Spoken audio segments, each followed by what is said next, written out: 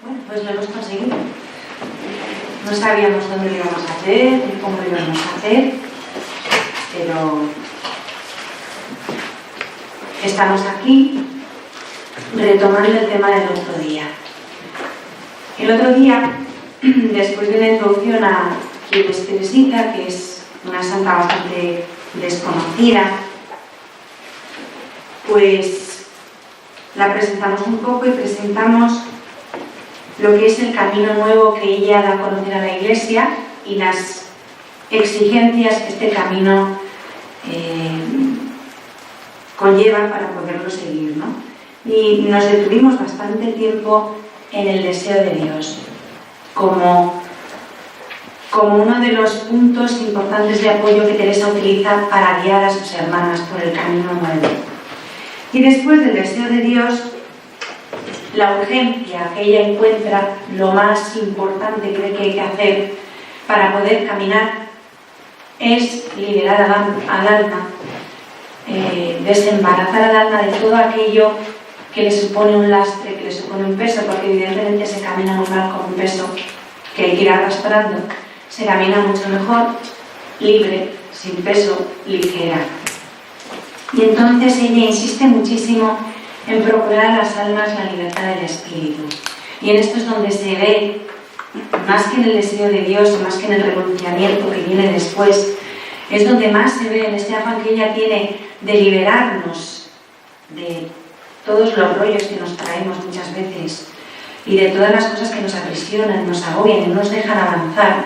En este deseo que tiene, en esta urgencia, es donde se ve claramente que Teresita es hija de San Juan de la Cruz. Porque San Juan de la Cruz, en contra de la mala prensa que tiene el pobre, que tiene muy mala prensa, todo el mundo se imagina que es un señor adusto, con mala cara, serio y aguafiestas, y no es nada de eso. Era tímido, calladito, humilde y santo, y sobre todo era inteligente y muy realista. Pues San Juan de la Cruz, toda su ascesis, todo su empeño es en hacernos libres, porque Dios nos ha liberado. Y luego somos nosotros los que, a lo tonto, por unas causas, por otras, nos vamos complicando la vida y nos vamos haciendo presos, esclavos de mil cosas que nos impiden avanzar y nos impiden mirar a Dios. Teresita esto lo sabe. Lo sabe porque principalmente se conoce a sí misma y conoce su propia limitación y su propia pobreza. Y ella lo explica muy bien, dice que cuando la obediencia le encomendó el ocuparse de las novicias, en ayudar a la Madre María de Gonzaga en la formación de las novicias, al primer vistazo, porque era una mujer muy lista, otras tenemos que mirar muchas veces, ella miró una vez y bastó, y ella dice que al primer vistazo sobre el panorama, sobre las almas, comprendió que entre las almas había muy pocas diferencias entre unas y otras, que normalmente no hay grandes diferencias ni grandes cosas que les pasen a uno y no les pasen a otros. Porque esta es otra cosa que también es importante. Mirad, yo no es que sea experta como Teresita, ¿no? Pero lo que voy conociendo de la vida de comunidad y de lo que voy conociendo hablando con unas personas, no solo con las monjas, también con gente de fuera, con unas personas y con otras, hay gente que te viene a contar lo que le pasa con una cara de susto tremenda. Es que tú no sabes lo que me pasa. Y digo, a ver si este se va a creer que va a descubrir aquí el Mediterráneo, ¿no? Y hay gente que te cuenta con mucho agobio y una cara de angustia que no se sostiene, que le pasa una cosa y tarda un siglo en contártela porque le apuro, porque no sabe cómo decírtelo. Y después de que lo suelta dices, pues bienvenido al club. No eres ni el único ni el último, ¿no? Al que le pasan ciertas cosas, porque el pecado original que salvo el Señor y la Virgen María todos llevamos, pues nos sujeta a todos de una manera u otra a las mismas pasiones. Otra cosa es que es cierto que influye en el carácter, el temperamento de las personas, a la hora de que haya unos matices más marcados en unos que en otros, ¿no? Pero en el fondo todos tenemos los 7 vicios capitales en mayor o menor medida. Entonces, nada hay nuevo bajo el sol, nada hay de lo que asustarse. Y lo más importante, que esto tenemos que tenerlo presente, Dios no se asusta, ¿sabéis? O sea, Dios, cuando nos ha llamado a su seguimiento, cuando nos ha llamado a la fe, al camino de la vida cristiana, no hablo ya solo a la vida consagrada, sino al seguimiento como cristianos, ya sabía a quién llamaba y ya sabía de qué pie cojeábamos. O sea, de verdad que se lo sabe todo, no le vamos a sorprender con nada, ¿no? Y lo que es importante es que dejemos de sorprendernos nosotros mismos de nuestra propia pobreza. O sea, nuestra propia pobreza es nuestra única realidad. Sobre todo es la materia prima con la que Dios cuenta para trabajar. Entonces, cuando a veces viene gente y dice, es que yo no sé cómo el Señor me puede querer. Pues hombre, porque es el Señor, porque es Dios, no es como nosotros. Yo no sé cómo el Señor me pide esto. Pues yo tampoco, pero si te lo pide, tienes que responder a lo que te pide, porque como dice San Pablo muy bien, te basta su gracia. Dios no pide imposibles, y Teresita lo dice, ni pone en el corazón deseos irrealizables. Si hiciera eso no sería bueno, no sería Dios. Dios no puede hacernos eso. Por su misma condición de Dios, por ser bondad infinita, no puede pedir peras al olmo, y no las pide. Sabe lo que pide y a quién se lo pide. Luego la palabra no puedo hay que borrarla para siempre del diccionario de un alma que va por el caminito. De todo cristiano.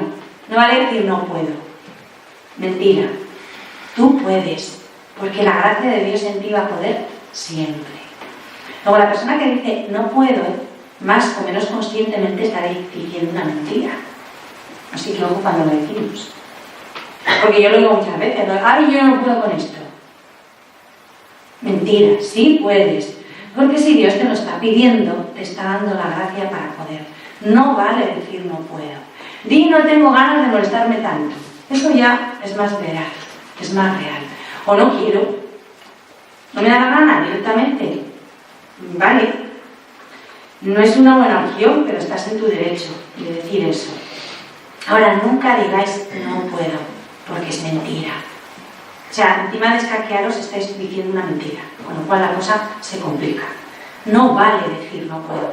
Siempre podemos, porque nos basta su gracia, esto es palabra de Dios, y su fuerza se realiza en nuestra debilidad.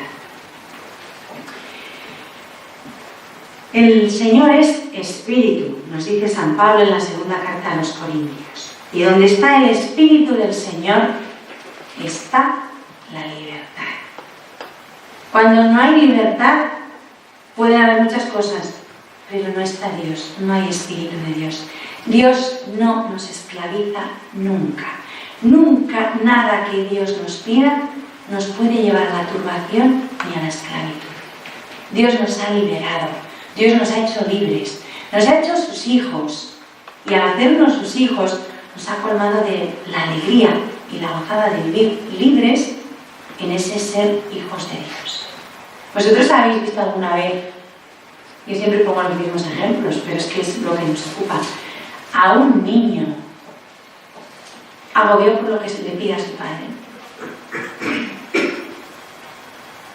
¿Vosotros habéis oído alguna vez a un niño decir no puedo? Si acaso dice no quiero, se tira al suelo, patalea y no, pero no miente, el niño es veraz. No quiero, no me gusta, no lo acepto. Bien, pero nunca dice no puedo, porque además el niño tiene un recurso. Si yo no puedo, mi padre puede, mi madre puede. Cuando un niño no puede, no se desquicia, va a quien confía que puede. O sea, él tiene claro que lo que le desborda y para él es incomprensible o inabarcable, hay alguien que lo va a arreglar. No tiene mayor problema. ¿Qué nos pasa? Y en la vida espiritual esto es una catástrofe, en la vida humana también a nivel natural, pero en la vida espiritual la mayor catástrofe es hacernos adultos en la fe. Porque si nos hacemos adultos en la fe, nos hacemos adúlteros en la fe. Vamos a ir a buscar sucedáneos y otros amantes rápido. Solución, lo dice Teresita. Cuanto más pequeños, mejor. Menos peligro. El peligro es directamente proporcional al tamaño. Más grande, más peligro. Más pequeño, menos peligro. Pues, ¿qué patochada? Ninguna patochada. Es una verdad. Y Jesús lo confirma. Coge a un niño y dice, de los que son como estos, es el reino. De los que se hacen mayores, todo lo tienen que comprender, todo lo tienen que controlar, todo lo tienen que entender, razonar y llevar bien atado, no es el reino. Porque ese afán de querer comprender, razonar, controlar, entender, tener todo bien atado, es una esclavitud, quita libertad. Mientras que el niño vive totalmente despreocupado, intenta entender. ¿Que es muy complicado? No lo entiendo, pero no es asunto mío.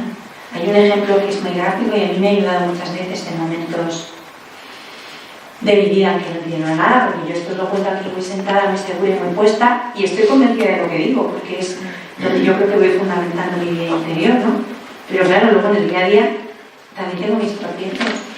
Y hay una cosa que me ha ayudado muchísimo. Yo no sé qué pasa. Voy en un barco y ahí viene una tempestad aterradora. Y yo esto no lo puedo controlar. Y en el barco todo el mundo está despendolado porque se va a hundir el barco. Yo no. Y cuando me preguntan, la respuesta tiene que ser: yo no sé qué va a pasar con esta tempestad, pero mi padre es el capitán del barco. Y si mi padre es el capitán del barco, a mí no me va a pasar nada. Y tengo que vivir con esa absoluta confianza. Que mira, que es que esto se va a hundir, que se ha roto el mástil, que hace aguas. Y a mí qué me importa, si mi padre es el capitán del barco, y mi padre nunca va a permitir que a mí me pase nada malo. Y en esa absoluta confianza tengo que vivir. Y eso da una libertad, una tranquilidad y una paz que no os lo va a dar ninguna otra cosa en la vida. La confianza absoluta en el amor de Dios. Es que no lo entiendo, no importa. Es que no siento que Dios me ama, ni falta que te hace. Tienes que creértelo. Si encima lo sientes, pues qué estupendo, ¿verdad? Pero no suele pasar que nos sintamos así sensiblemente amados de Dios. A veces el Señor te hace regalos, te da mimos, sobre todo a los principios, pero luego también tiene sus teclas y cuando ya te ves segura y colocada, dice: ya, quédate ahí que voy con otro. Y como ya te tienes segura y sabe que te fías de él, pues se dedica a otras cosas y te hace madurar en esa confianza. Y es que en la hora de la muerte, cuando el barco de esta vida terrena se nos hunda, cuando el cuerpo se nos desmorone por la enfermedad, por la vejez, por la muerte que tiene que venir, lo único que nos puede dar tranquilidad en ese momento supremo es que aunque mi barco se hunda, mi padre es el capitán del barco y no me voy a hundir. Y sobre todo que le voy a ver por fin, porque como hasta ahora está en la cabina de mando no le veía nunca. Y ahora le voy a poder ver. Mi padre es el capitán del barco. Y es San Francisco de Sales el que lo dice. También es un gran santo y un doctor insigne de la Iglesia. San Francisco de Sales dice una frase que parece una tontería, pero es una verdad impresionante. Dice: quitarle a un alma, no la gracia, no habla de la gracia, quitarle a un alma la confianza y le habréis dado la muerte. Porque el alma que no confía se ahoga, le falta el aire, se asfixia, no se puede vivir sin confianza. Primero porque te mueres de miedo. Y si te mueres de miedo ya no te mueves, ya no haces nada. Todo el mundo bloqueado y paralizado. Entonces, ¿qué hace él? Y lo advierte. Porque San Francisco de Sales, que era un hombre bastante listo, por algo santo y doctor de la Iglesia, sabía muy bien que uno de los ardides del demonio es ese. Dice: para arrebatarnos la gracia, lo primero que hace el demonio es arrebatarnos la confianza. Porque cuando dejamos de fiarnos de Dios, de que Él es bueno y de que Él nos quiere, nos empezamos a agobiar muchísimo. Que cuando nos agobiamos muchísimo metemos la pata fijo, porque ya no vemos dónde pisamos ni qué hacemos. El agobio, la turbación, la angustia, la falta de paz que se deriva de la falta de confianza nos lleva a perder la gracia, a meter la pata fijo.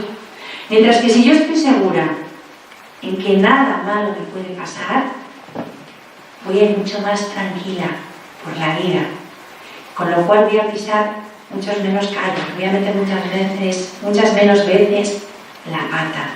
Si me aseguro la confianza, me aseguro la paz. Y si me aseguro la paz, es muy difícil que voluntariamente yo quiero ir contra Dios, que es lo que me haría perder la gracia, ¿no? Y el demonio lo sabe. Entonces, claro, si viene hacia nosotros, que somos monjas y gente más o menos piadosa, que practica regularmente y no quiere pecar, pues no va a venir de una manera grosera y de frente que todos diríamos, nada, eso no. Entonces viene muy sutilmente. ¿Cómo entra? Asustándonos. ¿Cómo nos asusta? Quitándonos la confianza. En el punto y hora en que yo no me fío de Dios, va todo perdido. Y eso Teresita lo sabe. Y sabe que las mayores cosas que nos quitan la libertad, mira, una de las cosas peores de la vida espiritual, en todo, pero en la vida espiritual es una peste, pero peste auténtica, es el miedo, ¿no? Y el miedo viene de la falta de confianza. El miedo es una esclavitud, porque el miedo es algo que no existe, no es real. El miedo está aquí, en nuestra cabeza, pero el miedo no es algo que objetivamente exista, como existe este micrófono o esta mesa. O existe mi dolor de cabeza, ya que me duele mi cabeza, que no lo veis, pero yo digo, me duele la cabeza y algo objetivo que es que a mí me está doliendo la cabeza y yo tengo ahí un dolor y una molestia. El miedo no existe, ni tiene una causa como una causa real, como la puede tener el dolor de cabeza, ¿no? Que puede tener una causa física. El miedo, en el 95% de las veces, viene directamente del enemigo, porque sabe que asustándonos y llevándonos a desconfiar, y tener miedo y desconfiar es todo lo mismo, nos tiene a su libre albedrío, hace con nosotros lo que le da la gana. Y cuando uno está muerto de miedo, pues es que lo primero que pasa es que esto se le estrecha, ya no discurre uno como tiene que discurrir, está paralizado, está angustiado, no ve la realidad. Y eso es una esclavitud, porque al miedo, si no se le corta de raíz, no se ataja de raíz. Por mucho que tú le cortes las ramas al miedo, como no cortes el tronco de raíz, va a brotar por otros sitios, se va a disfrazar de mil maneras. Y el miedo siempre nos va a llevar a huir, a escondernos, lejos de Dios, lejos de la voluntad de Dios. Y el miedo es el que nos hace decir la mentira grande de yo no puedo. El que dice yo no puedo no es ningún valiente, es un cobarde de nota. El valiente es el que dice, sea lo que sea, y no sé de qué manera, pero yo tengo que poder, tengo que seguir adelante. Y Teresita que nos dice que nos quiere liberar principalmente del miedo a nosotros mismos, del miedo a nuestro pecado, del miedo al que dirán, del miedo a que pensarán. Todo eso es irreal, porque lo que digan, lo que piensen, a mí me importa. Primero que además generalmente la gente ni piensa tanto en ti, ni dice tanto de ti como tú crees que van a pensar y van a decir. No somos tan interesantes. Y nuestro pecado, si por alguien nos tiene que importar es por el Señor. Por los demás, quien más, quien menos, cogía de algún pie, ¿no? Pues ya está. Si se ve, pues qué bien, que se vea. Nos cuesta un poquillo, queda desdorada nuestra imagen, nos tienta la vanidad. Bien, no es agradable, pero no tiene importancia. Al único que le afecta, entre comillas, nuestro pecado, que le puede impedir hacer maravillas en nosotros es a Dios. Y Dios ya se lo sabe y ya cuenta con Él. Ya contaba con Él, ¿no? Desde siempre. Entonces hay que aprender a liberarse. La libertad de espíritu y el renunciamiento son las dos exigencias principales que se desprenden de la espiritualidad de Teresita. ¿Cuál es el principio y fundamento de esta libertad de espíritu y del renunciamiento para hacer los complementarios? Porque parece que libertad de espíritu suena fenomenal, qué bien, qué alivio, esto va a ser una maravilla, y renunciamiento suena, ya nos están aplastando otra vez. Pues no. Esa es la idea negativa que tenemos y equivocada, ¿no? La libertad de espíritu y el renunciamiento se complementan, porque el renunciamiento es quien nos libera. Y la libertad de espíritu nos lleva gozosamente a ese renunciamiento que, bueno, Teresita utiliza la palabra renunciamiento, San Juan de la Cruz, ascesis. A mí me gusta más, es una palabra que yo utilizo más, pero significa lo mismo, desprendimiento. El renunciamiento en realidad es desprenderte de esa mochila que llevas encima de ti, que te está machacando la espalda, que te está agotando y que no te deja vivir. Si yo llevo un saco de 50 kilos a la espalda y me ponen a subir y bajar escaleras, acabo molida. Y si me desprendo de él, no voy a decir que estoy renunciando al saco de piedras. Me estoy quedando más ancha que larga. Pero estamos tan tontos, y el demonio tan listo, y nos lo dice, son unas renuncias tremendas. Tremendas, mentiras. El renunciamiento es la puerta abierta a la libertad absoluta, al volar libres y sin peso. Teresita formula algo que para mí personalmente ha sido en mi vida espiritual de lo más iluminador. A mí me ha hecho un bien inmenso. De entrada suena fuerte, pero lleva un gran realismo, es muy sanjuanista y es muy esclarecedor. Ella dice, esto hay que aprenderlo de memoria. Escribirlo en algún sitio, repetirlo a todas horas. Yo hubo un tiempo que aunque me había entrado aquí, todavía no me había entrado aquí, me lo apunté en una tarjetita y lo puse en el diario. Me apunté en otra tarjetita y lo puse debajo de la servilleta en el armario. Y lo apunté en otra tarjetita y lo pegué detrás de la puerta de la celda, de suerte que cada vez que entraba y salía lo veía. Dice así, lo dice Jesús. Todo lo que no es Jesús no es nada. Es preciso deshacerse de todo ello para hacer lugar a Jesús solo. Esta es la fórmula mágica de la libertad. Todo lo que no es Jesús no es nada. Es preciso deshacerse de ello para hacer lugar a Jesús solo. Apaciblemente, suavemente, pero con constancia y con firmeza. Porque claro, aquí creemos que la firmeza es una cosa tremenda. Confundimos muchas veces la firmeza con la dureza, con la inflexibilidad, y eso es una gran mentira. La firmeza es la herramienta necesaria para poder avanzar en el camino hacia Dios. Con constancia y con firmeza incansables, no vale rajarse al tercer día, ni al quinto, ni al décimo, ni al año, hasta el último día de nuestra vida. Con constancia y firmeza incansables, hemos de descartar de nuestra vida todo aquello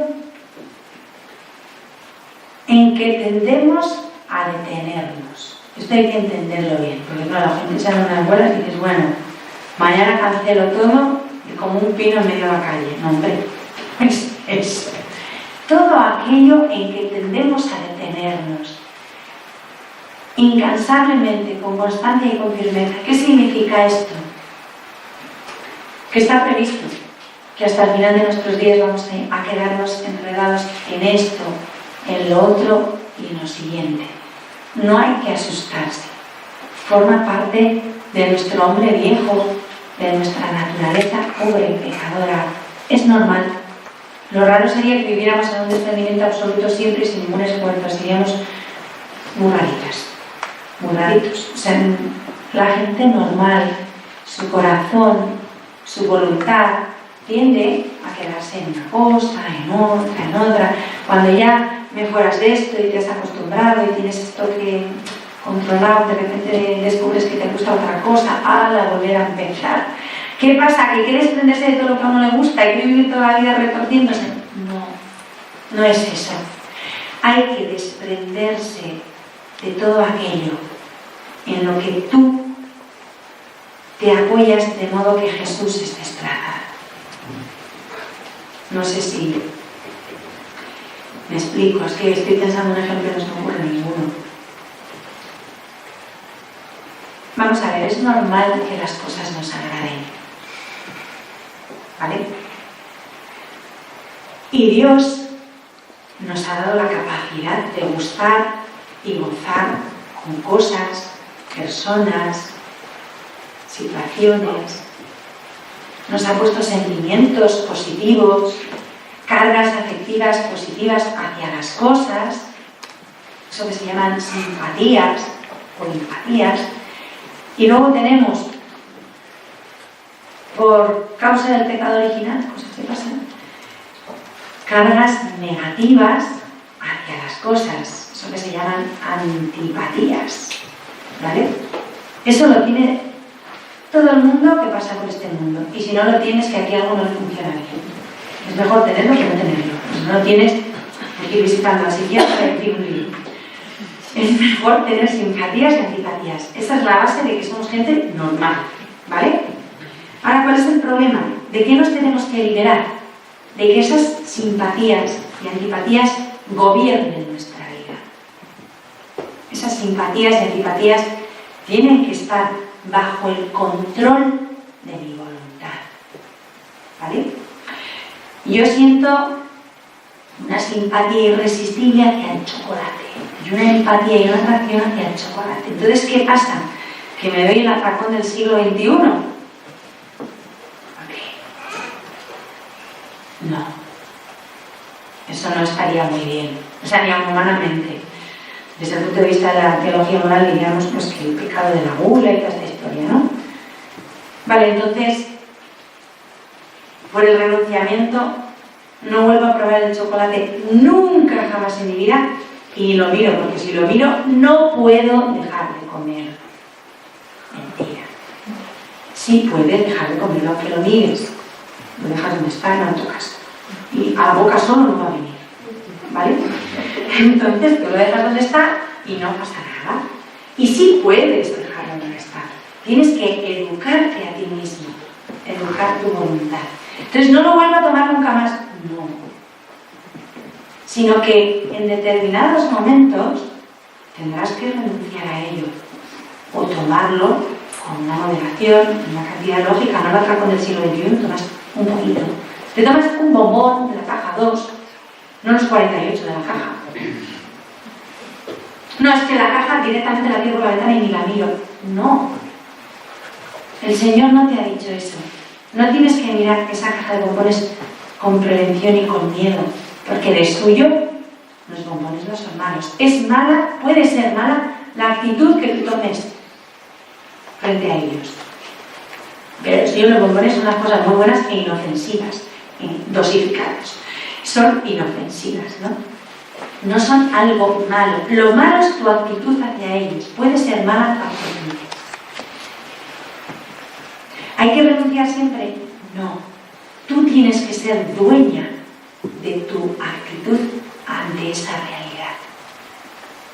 Tienes que ser capaz de usar de eso que es un bien que Dios te ha brindado con responsabilidad, mirando la intención que hay para hacer las cosas por Dios. La razón, perdón. Hay que rectificar la intención viendo la razón que hay para hacer las cosas por Dios o para dejar de hacerlas por Dios. Ese es el hombre libre.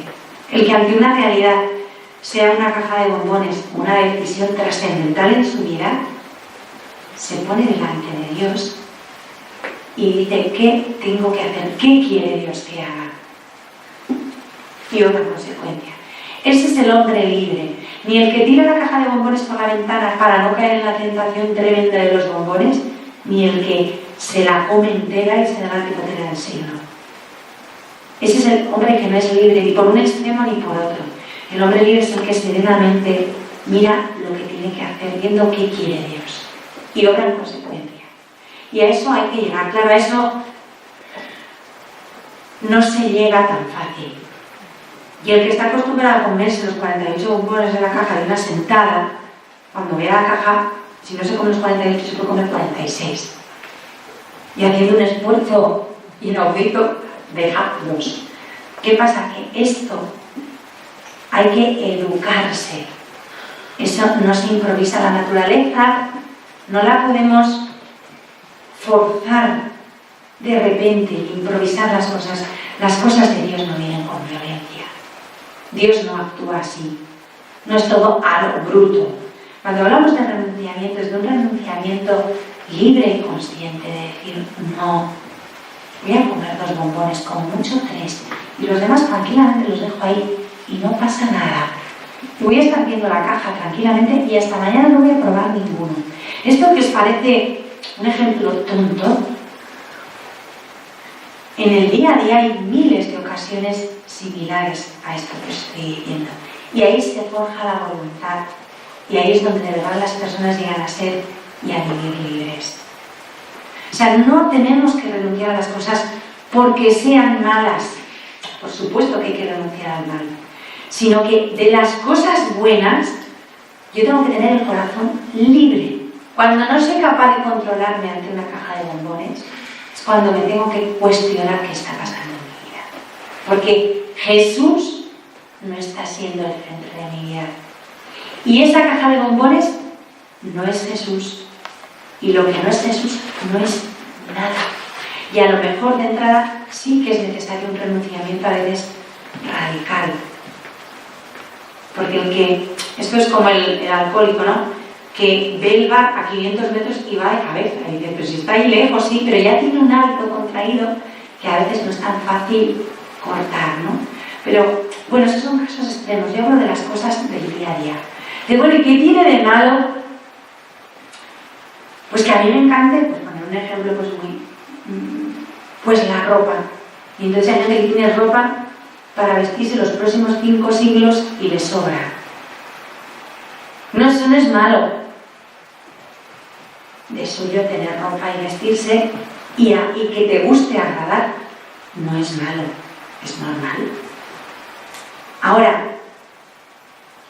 si ese deseo es prioritario en tu vida y no eres capaz en un momento dado de decir, por poner un ejemplo simple, no son ejemplos, voy a ir toda la semana seguida vestida de la misma manera, porque se te hace un mundo, ahí es cuando te tiene que saltar la alarma y decir, algo me está pasando.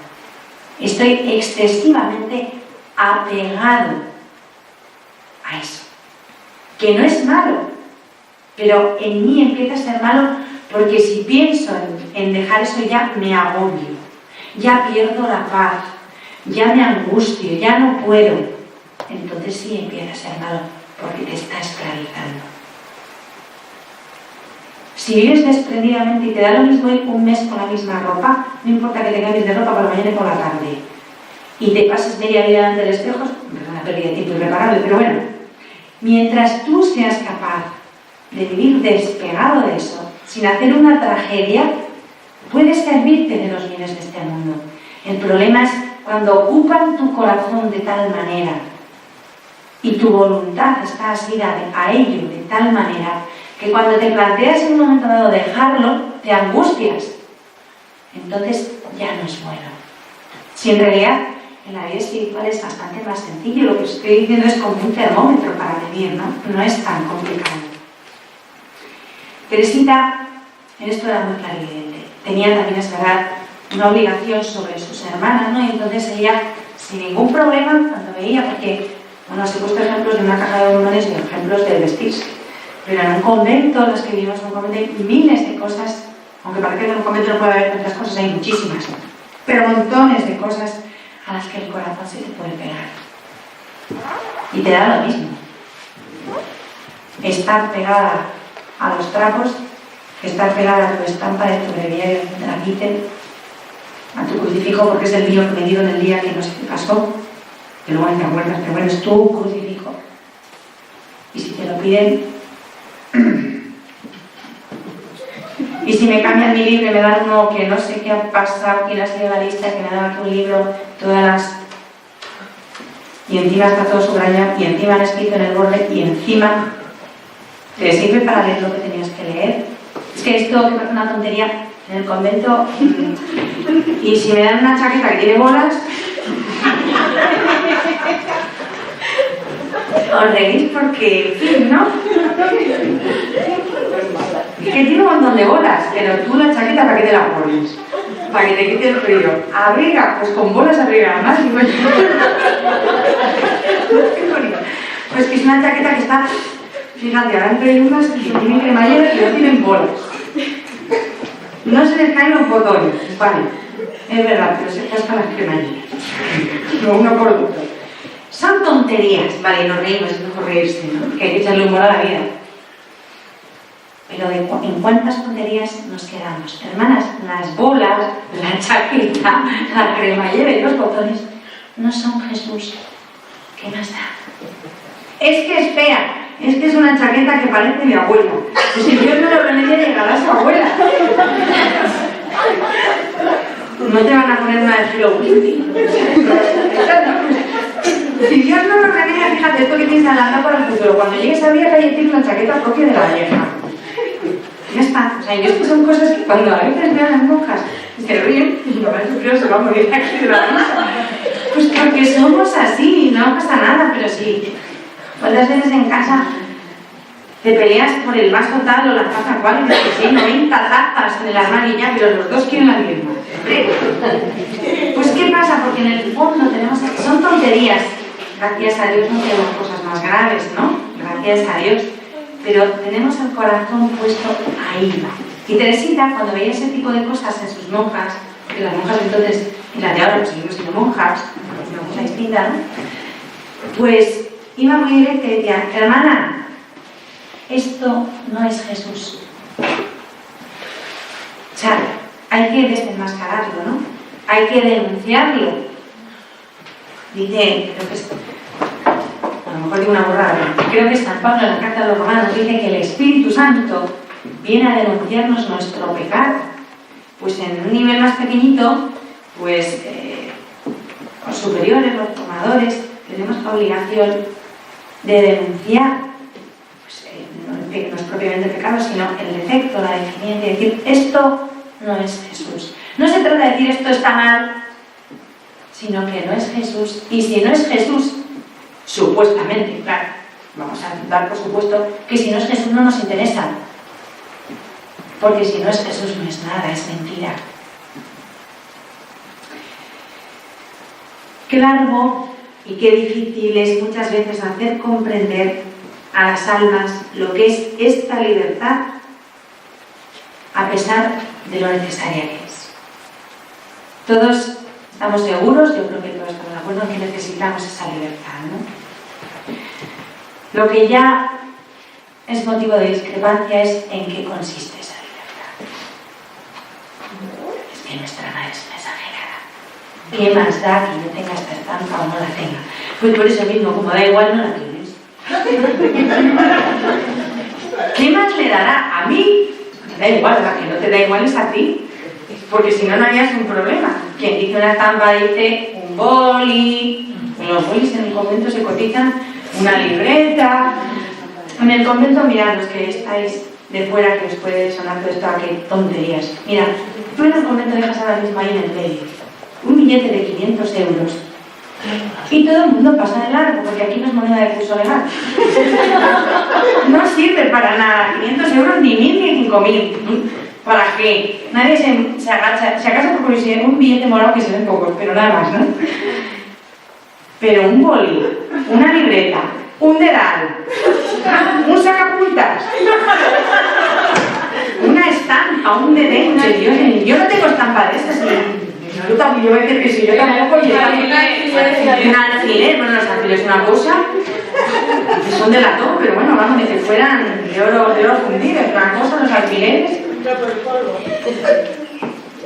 Pues, muchas veces, qué difícil es convencer a las almas de que es necesario vivir de esa manera exagerada. Es que no está más una exagerada. Mira, es muy hermosa, tener unas cosas. No, a mí me importa un bledo. Yo tengo claro lo que tengo que hacer. Tengo la obligación moral de enseñaros. Y por eso lo hago. Y entonces, ¿qué tendrá nuestra madre en contra de que tenga estos alfileres? Pues si no los necesita, no tengo que tenerlos. ¿Ves? Ya está, es que son unos extremos. Pues si no es tan importante, ¿acaso? El argumento suele ser ¿qué más te dará a ti que yo haga esto? Digo, pero bueno, ¿por qué me tienen que intentar convencer a mí? No, convenceros vosotras. A la que no te da igual es a ti. Por eso estamos aquí en la polémica. Tira y afloja, afloja y tira, ¿no? A mí me da totalmente igual tener esta trampa que no tenerla. La que para ti no le da igual es a ti. Y lo difícil que es convencer a las almas de lo necesaria que es esta ascesis y de no bajar el listón. Porque una de las cosas que solemos hacer los mediocres es negociar. ¿Qué capacidad de negociación tenemos? Para arriba, para abajo, y así, y de la otra manera. Y si para suplirlo hago lo otro, no. Quiero esta. Es que esa es muy importante para mí. Me la regaló no sé quién un día. No es que está dedicada. Esa.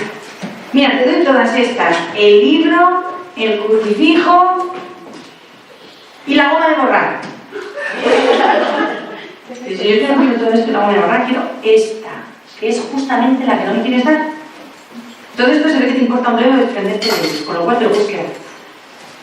Lo que interesa que te desprendas es de esa a la que tu corazón está pegado. Y entonces pues seguimos negociando, y lo peor no es que lo hagan conmigo, con la Madre Pilar, lo peor es que lo hacemos con Dios. Y la paciencia de Dios es muy grande, pero el tiempo se pierde y no se recupera. Lo peor no es que negociéis conmigo por una estampa, por un no sé qué, por un libro, porque además yo tengo la caradura suficiente para no haceros ni caso y seguir a lo mío, ¿no? Es una gracia de estado que Dios me da la firmeza. Me tenía que llamar Petra. Porque es eso, es que petardas. Digo, si esa alternativa que tienen para negociar conmigo la emplearan en ser santas, esto sería el cielo y la tierra, pero no, ellas siguen intentando convencerme y arguyen, ¿no? En el Congreso no hablan nada, porque se habla aquí para conseguir, y yo que no. Me gano el título de terca, cabezona, poco razonable, no nos comprende. No me comprende, pero es que yo tengo que estar en mi sitio, y en eso veo yo que Dios es grande y me da esa firmeza de roca, porque a veces es que es cansina, nada, tenía que dejarme en paz y hacer lo que os dé la gana, y a mí que me importa. Luego me importa porque os quiero y quiero que vayáis por donde hay que ir, pero claro, a veces es un poco cansino, ¿no? Y Teresita dice esto, que lo más difícil es convencer a las almas de que esta ascesis es necesaria.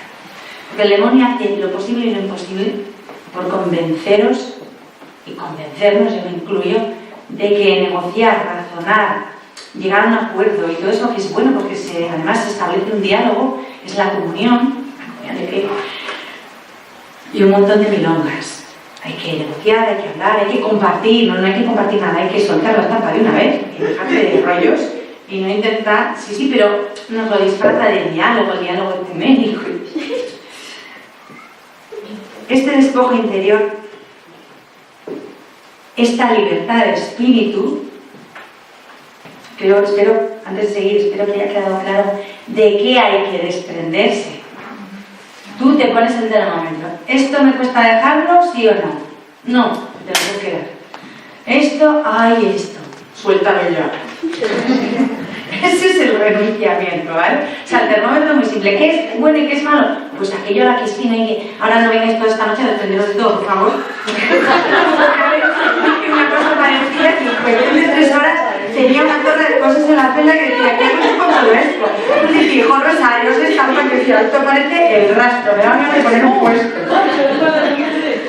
Fue horrible, o sea, no, aclaro, porque una vez me pasó que en cuestión de 3 horas el archivo y la celda parecían el rastro, y decía, socorro. Me bajaron una Biblia de 15 kilos. Yo no sé tantas cosas.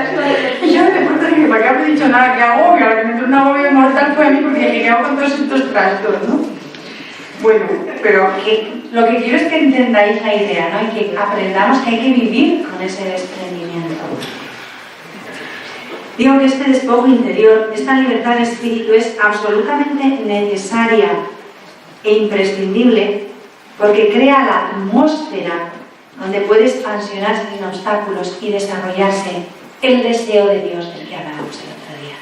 Por mucho que en mi corazón florezca y brote el deseo de Dios, si no tengo un corazón libre y despojado de todo, libre, con un espacio amplio, eso no puede desarrollarse, no puede darse. Por eso Teresita se empeña tanto en liberar al alma de obstáculos. Y todos estos apeguillos son obstáculos. Teresa sabe en qué condiciones de humildad, de obediencia y de fidelidad la libertad del alma no es un ardid. De todo aquello que constriñe, cansa o embaraza inútilmente el alma, Teresa nada acepta. Esto también hay que explicarlo en la vida espiritual, porque hay gente que en la vida espiritual se monta unas bolas que dices, pero qué lío, qué agobio, ¿cómo pueden vivir así? Mirad, Dios nos libera. Y esto es muy importante. Cuanto más cerca está un alma de Dios, más simple es en todo. Menos cosas necesita hacer, porque se ocupa en ser. Cuando uno empieza en la vida espiritual, como está pues despistado, no se aclara, tiene todo lo anterior que tira, tiene que hacer un montón de prácticas, rezar un montón de cosas. Si va a la oración y no está pensando todo el rato leyendo no sé qué, pues no. Parece que está perdiendo el tiempo, se distrae fácilmente, se disipa. Hay que hacer. En el principiante eso es muy normal. Y es normal, no pasa nada.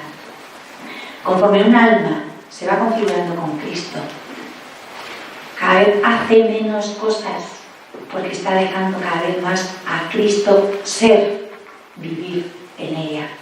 Entonces lo único que hay que hacer es quitar estorbos para que Dios pueda actuar. Y en la vida espiritual, Teresita, además hay que entender que ella vivió en una época en que todo se medía, se contaba, se pesaba, se apuntaba. Se tenía la idea de que Dios era un señor que le debes 8,25 y 8,25 hay que pagarle hasta el último céntimo. Y ella dice, a mí me encanta, en el amor el cálculo no entra. No debo tanto y tengo que pagar tanto. Un padre no hace eso y Dios es nuestro Padre. Simplemente quiere que le dejes estar contigo, que le dejes espacio en tu vida, pero no es cuadriculado ni mucho menos milimetrado y te va a exigir hasta lo último que le debes. Ese no es nuestro Padre, no sé quién será. Nuestro Padre no es, nuestro Dios no es. Y en la vida espiritual ella dice que de pequeñita, lo cuenta en la historia de un alma, tenía una cosa que se llama un rosario de prácticas y cada vez que hacía una obra buena pasaba una cuenta del rosario, tú échale hilo a la cometa. Con lo cual a ella le enseñaron desde pequeñita en su formación espiritual a contar sus obras buenas. Y de hecho en la ofrenda, una de las cosas que dice es: no os pido, Señor, que contéis mis obras. Porque además a ella le enseñaban a hacer obras buenas para ganar el cielo, con lo cual ya la cosa, no, el cielo tú no lo vas a ganar nunca, te lo van a dar, te lo van a regalar, porque tienes un Dios que es Padre y encima es espléndido y manirroto, y te lo va a dar gratis, no te lo va a dar por lo que tú hagas bien, te lo va a dar porque te quiere. Y si quiere que hagas las cosas bien, no es para llevar en la cuenta, ese no es Dios. Si quiere que tú hagas las cosas bien, es porque sabe que la única manera de que seas feliz es haciendo las cosas bien. Dios no se mete nada en el bolsillo con que yo haga las cosas bien, no me necesita para nada. Soy yo la que le necesito a Él para ser feliz, y Él lo sabe, y por eso me pide, para que revierta mi felicidad, no en la de Él. Ese es nuestro Dios. Y por eso nos quiere liberar, Teresita, de todo lo que no es Dios. Porque en la vida espiritual, como en todo, pues eso, nos apegamos a la estampita, al crucifijo, al rosario, a la oración tal, al no sé qué cual, que yo no digo que haya que desecharlo. Pero tenemos que tener muy claro que con todo eso y sin todo eso, somos hijos de nuestro Padre y nos quiere igual. Y si rezamos o hacemos todo esto es porque queremos estar con Él y queremos hacerle un regalo. Pero no porque si no lo hago me van a regañar. Esto es como cuando a una niña pequeñita le dices: mira, ahí hay flores, coge una y llévasela a tu mamá. Y la niña la coge y va con toda la ilusión del mundo a llevársela a su madre. Y a la madre se le cae la baba y lo festeja y lo celebra y se la come a besos. Pero no la quiere más que si no hubiera ido con la flor. La quiere igual. Otra cosa es que le da una alegría. Y la niña ha recibido la satisfacción de esa fiesta de su madre y de ver que la ha hecho feliz. Pero aun cuando no hubiera ido con la flor, el amor de esa madre ni crece ni disminuye con esa flor. Es incondicional, no está sujeto a nada. Es su madre y no puede hacer otra cosa más que quererla. En realidad, quien ha disfrutado más llevando la flor ha sido la niña. La madre lo ha celebrado, pero quien de verdad ha gozado llevando la flor ya ha recibido la recompensa de ver a su madre contenta, y el mimo y la alegría y la fiesta que le han hecho ha sido la niña. Y si Dios nos pide que llevemos flores, es porque nos quiere ver alegres, gozosos, y sabe que nuestra felicidad consiste en proporcionarle alegrías a Él.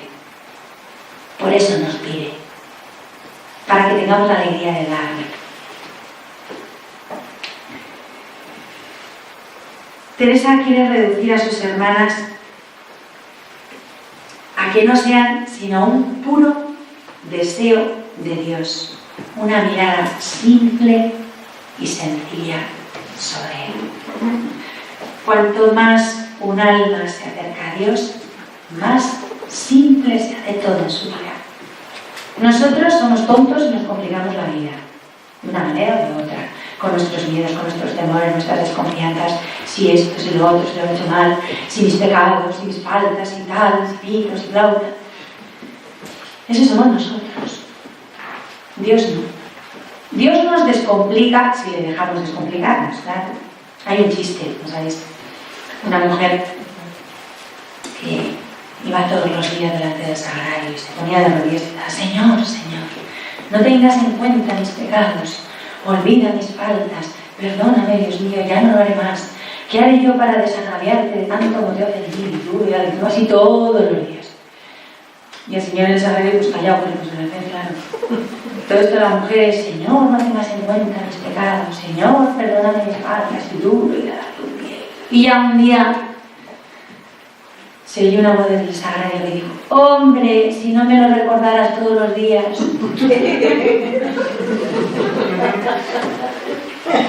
Pues así somos, ¿no? Así de todo. Ay, olvídate mis faltas, y que Dios, ¿qué más querría? Tener que oírte todos los días. Somos tan bobos que ponemos entre Dios y nosotros como si fuera importante nuestro pecado. Que no, hombre, que nuestro pecado no es importante. El importante es Dios, que es más fuerte que nuestro pecado. Entonces, no tiene ningún sentido que entre Dios y yo, a todas horas, ponga mi pecado en medio. Mi pecado no es importante. No lo ha sido nunca. El importante es Él, que me perdona. Y de ese pecado va a sacar bienes. No nos olvidemos nunca de que Dios del estiércol, con el estiércol saca flores. ¿Vale? Lo importante no es el estiércol, lo importante es la flor que va a salir después.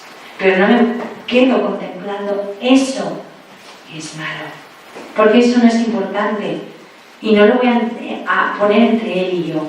Lo importante es que Él me quiere. A pesar de todo mi mal, Él me quiere y nunca va a dejar de amarme por mucho que yo peque. Esa es otra. Nunca va a dejar de amarme por mucho que yo peque. La tragedia del pecado es que me impide a mí amarle a Él, que me impide a mí estar con Él, que me impide a mí gozarle a Él. Pero Él me sigue amando en mi pecado. Nada, nunca, jamás puede ser barrera al amor de Dios. El amor de Dios es omnipotente. Solo mi libertad me aleja a mí de Él, que no hay de mí. Ese es el pecado. Ese es el drama. Esa es la tragedia. Eso es lo único que nos tiene que dar miedo. Que seamos tan idiotas, y perdonad la expresión, que nos quedemos mirándonos la punta de la nariz y se nos olvide quién es mi Padre, quién es Dios y cómo me quiere. Y la tentación más grande y la más esclavizante es no confiar en Dios. Y cuando hablo de no confiar en Él, me refiero siempre a no confiar en el amor que Él me tiene. Me lo tengo que creer ciegamente. Poder dudar de todo en esta vida, hasta de si estoy viva, muerta o resucitada, pero no puedo dudar de que Él me quiere. Porque eso es lo que de verdad le traspasa el corazón. La afrenta que le traspasa el corazón y le hace desfallecer es esa, nuestra duda, que debemos de Él.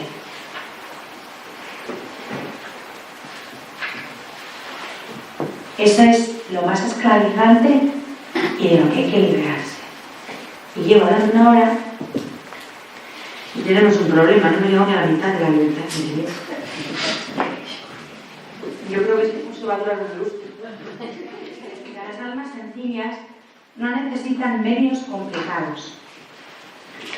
Deja a un lado todo lo que presiente que puede ser inquietud o reprensión en todos los terrenos. Lo mismo que se trate de la unión con Dios, como de la oración, de la búsqueda de la perfección y de la misma mortificación. Teresa siempre muestra a Dios y hace que sus hermanas corran hacia Él, sin dejar a nadie detenerse en los medios. Dios solo es el fin, el todo hacia el que tenemos que tender. Los medios no tienen valor ni importancia, sino en la medida en que son queridos por Él. Esto es muy importante entenderlo bien. Los sacramentos, estoy hablando de los sacramentos, son importantes y tienen valor en cuanto que son queridos por Él. Si no, el que importa es Él. Hace poco me encontré con una persona que estaba viviendo una situación personal difícil y que por su situación personal, que es un tanto irregular, no puede comulgar. Y se lamentaba y me decía que le costaba mucho venir a misa prácticamente todos los días y no poder comulgar. Y yo le comprendo porque pensaba, vamos a ver, yo me ponía en su lugar, si a mí me quitaran mi comunión diaria, me costaría mucho, sería un gran sacrificio, ¿no? E intentaba hablar con esta persona y consolarla de alguna manera. Digo, ¿qué le digo? Porque se quejaba y me decía, si yo al final no he hecho nada malo, yo no soy responsable de esta situación, ¿por qué no puedo comulgar? ¿Sería mejor que comulgara? Y le dije, no, estás haciendo lo correcto, tienes que permanecer así. Ya madre, pero me cuesta mucho no comulgar. Y yo le decía, te entiendo porque a mí me costaría mucho. Pero le dije, lo que importa no es comulgar o dejar de comulgar. Lo que importa es Dios y lo que Él quiere en este momento. La comunión es casi lo más grande, pero lo más grande al final es Dios y es obedecerle. Y le dije, me lo inspiró el Señor, Jesús no nos salvó comulgando, Jesús nos salvó obedeciendo. Para Jesús lo más importante era el Padre, Dios, lo que Dios quiere. Y ese es el fin. La comunión es un medio para unirnos con Él, un medio lo más grande. Yo repito que a mí me costaría mucho no poder comulgar. Pero si no puedo comulgar, no por mi desidia, no porque yo no pongo los medios, sino por obedecer a lo que la Iglesia me dice que Dios quiere, probablemente le esté agradando más y esté más cerca de Dios que comulgando sacramentalmente. Y eso Teresita lo entendía muy bien, porque a veces nos pasa eso, ¿no? Que nos quedamos en los medios, en las cosas, y nos olvidamos de Dios. Tenemos que ir a Dios y no quedarnos en los medios. De suerte que si en un momento dado un medio que nos parece imprescindible, desaparece de nuestra vida, no nos tenemos que tambalear. De todo se puede prescindir, todo es prescindible. El único imprescindible es Dios. El único absoluto es Dios.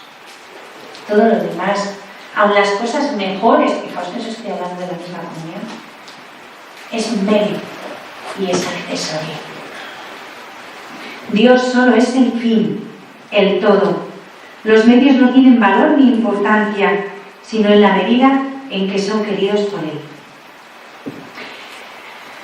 A una novicia que se lamentaba, vale para las profesas igual, que no se rían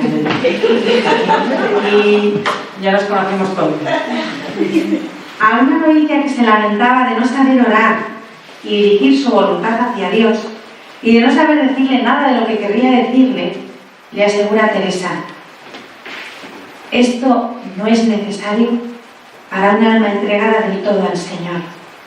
Es bueno recoger el espíritu, pero suavemente, apaciblemente, sin agobios, porque lo violento no glorifica a Dios.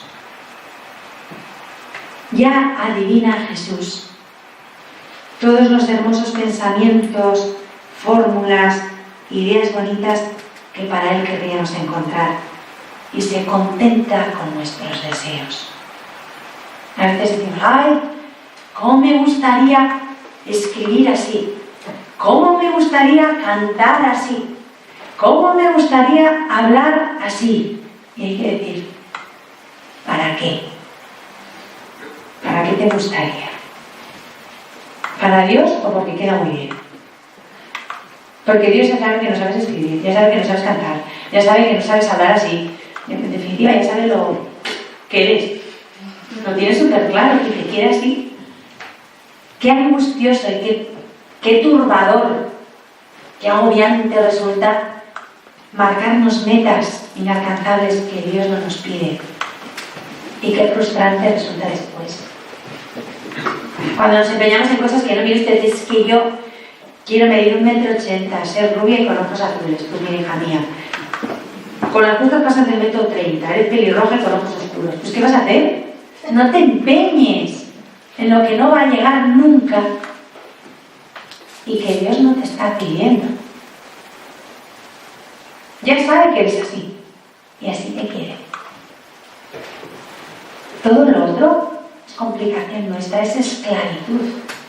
Dios te libera desde el punto y hora de que te quiere como eres, tal y como eres, que lo sabe estupendamente, que no se extraña de nada. Te quiere, no ha decidido que tienes que ser así porque si no, no le gustas. Esas son las bolas nuestras. Es que no me gusta ser así, pues te aguantas. Es que yo querría... Pero ¿qué es lo que quiere Dios? Y es que lo de Él suele ser todo bastante más simple, bastante más fácil. Teresa no complica la oración. Esa cosa que se llama oración, que a veces nos parece una cosa inalcanzable, rarísima. Viene mucha gente que dice: yo no sé orar. Y yo a veces pienso: pues yo tampoco, yo estoy con Él. No sé a qué le llaman. Cursos de oración, técnicas de oración. En la vida he hecho nada de eso y pienso empezar a estas alturas. Sí, es mucho más simple. Orar, Santa Teresa da una definición magistral, es tratar de amistad con quien sabemos nos ama. O sea, es nuestro amigo, nuestro compañero que está a nuestro lado, ¿vale? Y se trata de estar con Él, vivir con Él. Y Teresita dice que la oración es un oficio de amor, es algo grande, sobrenatural, que dilata mi alma y me une a Jesús. Pero es sencillo, porque solo consiste en amar. No hay que hacer nada, no hay que decir nada, hay que amar. Y claro, digamos, ya, pero amar así como en gerundio amando, ¿cómo? Pues es muchas veces esa mirada simple sobre Dios, contemplando que Él nos ama y avivando la fe en ese amor que me tiene. No tengo por qué sentir nada, pero en esos momentos en que estoy ante Él, avivo la fe en ese amor que Él me tiene y ya le estoy amando. No hay que hacer grandes cosas. Teresa, cuando llega una hermana que se queja de sus distracciones, le explica cómo se aprovecha de ellas orando por las personas que ocupan su pensamiento. Una vez vi una cosa muy graciosa, un cura, que decía: Dios hace palanca con un churro. Sí, Dios hace palanca con un churro. ¿Sabes lo de la palanca, el punto de apoyo, el valorado, ¿no? Pues Dios hace palanca con un churro y dices: hombre, pero se le va a doblar el churro, no importa. El churro, en cuanto haga un poco de fuerza, efectivamente se le dobla. Pero Él se las arregla y hace palanca con nuestro churro.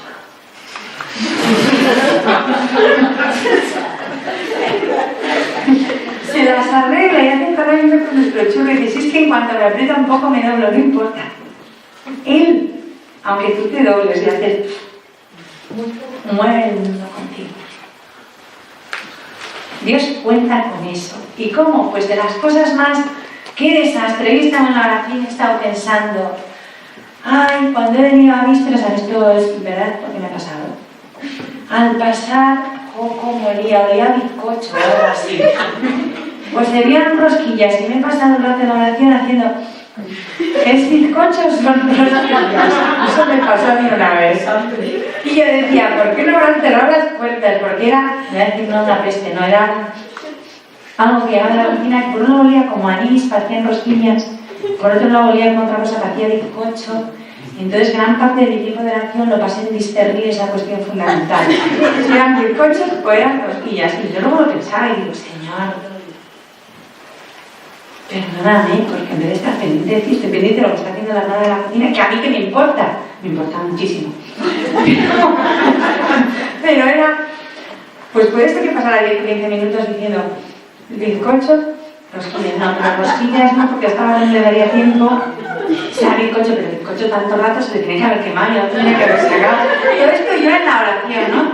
Y cuando ya caí en la cuenta de la distracción, bizcocho, rosquilla, bizcocho, todo esto era de novicia o algo así. Pues era verano y encima estaban las puertas abiertas, con lo cual el aroma llegaba más. Caí en la cuenta y pues eso que dices: pues Señor, perdóname, porque debe estar pendiente de ti. Estoy pendiente de estas cacerías, ¿no? Y al Señor le falta decirme buen provecho o algo así, porque pobre, qué paciencia, ¿no? Pues cuando nos vemos molestadas por estas cosas, que son fragilidades, no hay que agobiarse. Por lo que os he dicho antes, os repito, Dios cuenta con ello. Y esto fue todo un descubrimiento de Teresita, que no era de este capítulo, pero me sale y lo anticipo. Teresita nos descubre que eso no le desagrada. Porque ella, uno de sus grandes agobios era desagradar a Jesús, ofenderle, ¿no? Entonces ya fue todo un descubrimiento de saber que había faltas que podían desagradar a Dios, pero no le ofendían. Y ya lo que fue el colmo fue descubrir que muchas cosas ni siquiera le desagradaban. Porque no las hago mías, no son de mi voluntad, sino de mi fragilidad. Y a un padre, la fragilidad de su bebé no le desagrada, le conmueve. Eso lo descubrió ella, pero más adelante.